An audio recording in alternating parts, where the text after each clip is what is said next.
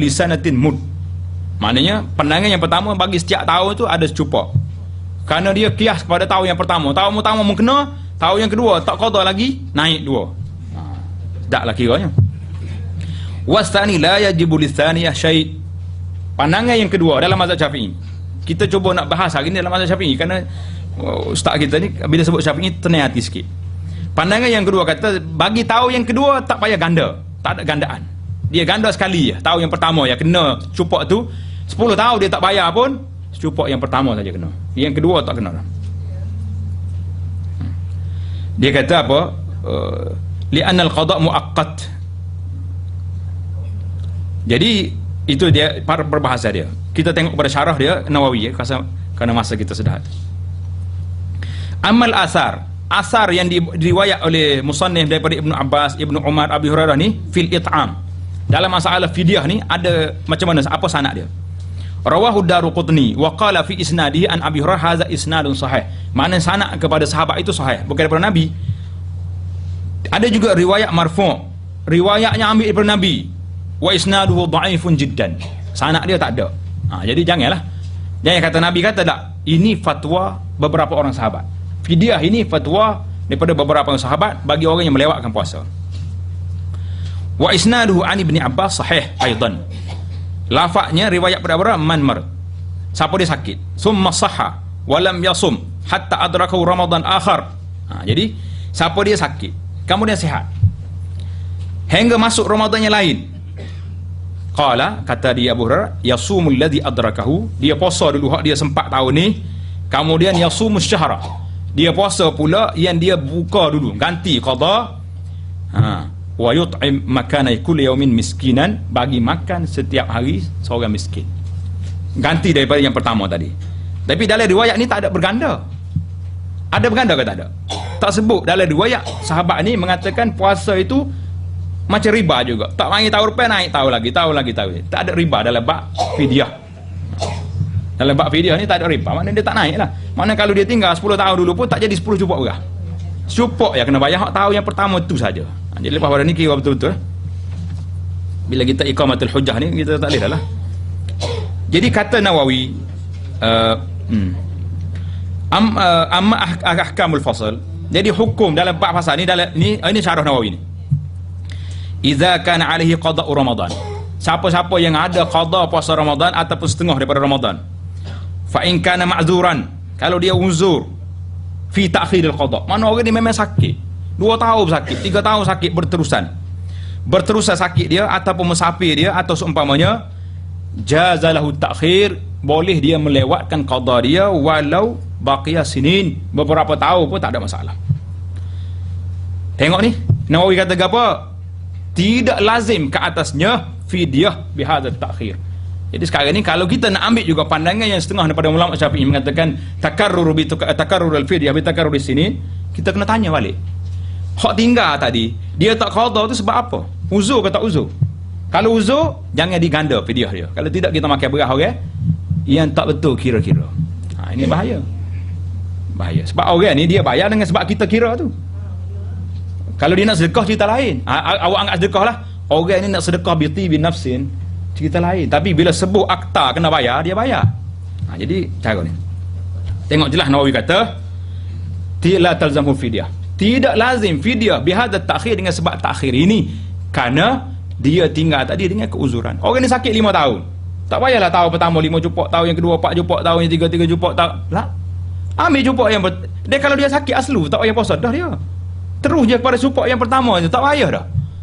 Jadi masalah kita sekarang ni kena tengok tahdid mahalun nizak nak bila cupak orang ni. Yang pertama sekali tengok orang tu sakit kalau dia tinggal dengan sengaja. Kalau orang sakit, biasa orang bayar fidyah ni orang sakit. Ayuh hamba tu sakit 10 tahun tak boleh puasa. Macam mana nak kira? Kita pun kira tahun pertama 10 cupak, 10 tahun, tahun yang kedua 9 cupak. Jenuh akak ben lah jawab dia. Musim-musim berah pulih mahal pula ni. Baik, kita masih balik.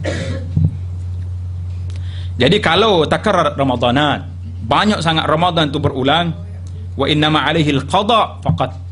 Kena qada saja, tak ada fidyah. Jelas tu tak? Jadi insya-Allah kita kira molek lepas ni. Ana cuba bawa isu ni kerana nak minta supaya kita ni jangan Jangan salah kira hak orang. Kalau tidak kita makan beras hak orang walaupun nampak simple, tapi itu adalah hak orang, hasil daripada salah kira kita. Li'annahu yajuzu ta'khir ada'i Ramadan bihadzal 'udhr, fa ta'khirul qada' aula bil jawaz. Mana dia memang sakit. Jadi kenapa kita nak paksa dia lagi? Jadi itu perbahasa sebahagian daripada perbahasa yang kita lihat. Seterusnya dia kata walau akharau hatta madha ramadanat fasaidah. Jadi kalau dah dia lewatkan puasa dia, orang ni orang tidak sakit lah ni, tidak tangguh qada kerana keuzuran, mana orang tinggal betul apa nak jadi pula. Dia kata fahal yatakarrar an kulli yawmin bi takarruris sinin am yakfi mud an kulli sinin. Jadi apakah berulang? Fihi wajhani masyhuran. Jadi dua wajah yang masyhur dalam mazhab Syafi'i. Yang mazhab yang sahih dalam mazhabnya ya takarrur, maknanya berulang, maknanya tambah lagi. Wa khalafahum sahibul hawi. Sahibul hawi itu al-hawinya masyhurnya itulah al-Imam Mawardi. Dia kata apa? Al-asah annahu yakfi muddun wahid li jami'is sinin. Cukuplah setahun yang pertama ya kena fidyah, tahun yang kedua tak ada ganda lagi. So dia qada puasa dan dia bayar fidyah tahun tersebut saja.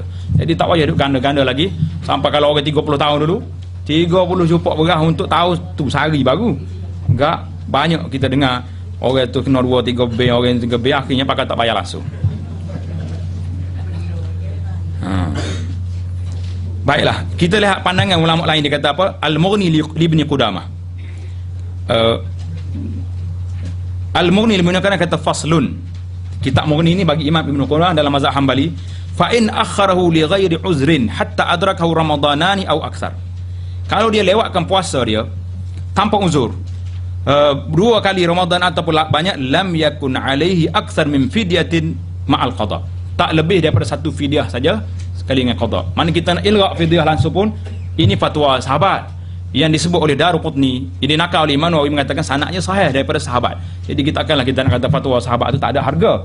Jadi kita tak berani juga nak ilgha, tapi nak kata ulang balik itu, mana sahabat tak suruh ulang, tak suruh bertambah naik 10 tahun 10 jupuk dah. Tahun yang pertama saja. Lam yakun alaihi akthar min fidyatin ma'al qada li'anna kasratu ta'khir la yazdadu bihal wajib. Maknanya bertambahnya kelewatan masa itu tidak menambahkan kewajipan. Wajib dia sekali ya. Puasa hari itu dia kena qada dan fidyahnya untuk tahun tu ya. Hak lain jangan duk tambah-tambah benda wajib yang tidak diwajibkan. Kama law akhara al-hajjul wajib sinin. Nah, sedap juga hujah dia. Dia kata hujah akunya seperti tak pergi haji berapa tahun. Lah ni ramai kita tak pergi haji dah. Berapa tahun dah start daripada balik di umur 15 tu sampai kalau ni tak pergi haji. 30 tahun kita kata. Jadi 30 kali haji lah kenanya. Hujah dia. Lam yakun alaihi aktsaru min fi'lihi wallahu ta'ala alam. Jadi itulah di antara perbahasan yang dapat kita bincang pada pagi Ramadan yang mulia ini.